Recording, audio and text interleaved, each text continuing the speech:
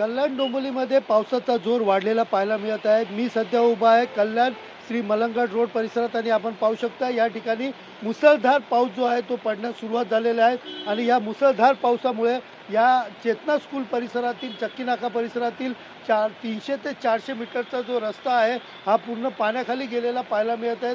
आपण पाहू शकतो या ठिकाणी या पाण्यातून मार्ग काढत दुचाकी असेल, चारचाकी असेल, रिक्षा असतील, हे या पाण्यातून मार्ग काढत या ठिकाणी वाहने यांना चालवावी लागत आहेत। विशेषतः पाहायला गेलं तर या पाण्यामुळे काही वाहनं बंद देखील पडत असताना या ठिकाणी दिसून येत आहेत। आपण पाहू शकता या ठिकाणी मोटरसायकलला या पाण्यातून धक्का मारत या ठिकाणी नेत असल्याचं चित्र या ठिकाणी दिसून येत आहे। तर दुसरीकडे पाहायला गेलं तर रस्त्याच्या कडेहून काही वाहने जे आहेत ते सुरक्षेसाठी रस्त्याच्या कडेहून ज्या ठिकाणी पाण्याची पातळी कमी असेल या ठिकाणून वाहने चालवत आहेत।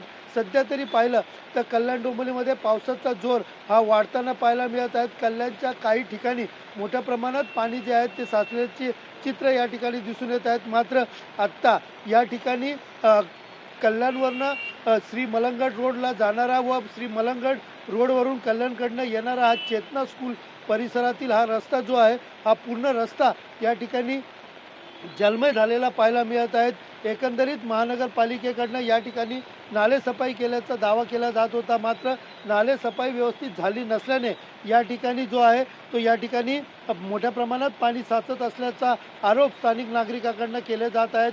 आपण पाहू शकता की या जलमय असा या रस्त्यामधनं बस देखील या ठिकाणी मार्ग काढताना दिसून येत आहेत। अनेक दुचाकी जे आहेत ते या ठिकाणून मार्ग काढत आहेत, काही रिक्षा देखील या ठिकाणी बंद पडतात।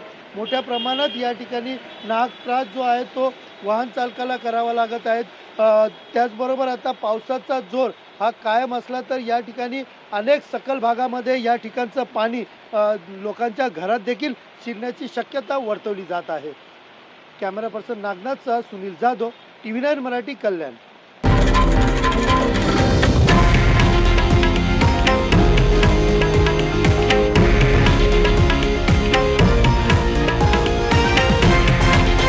हे आहे देशातील नंबर 1 न्यूज नेटवर्क आणि आपण पाहत आहात TV9 मराठी, एकमेव।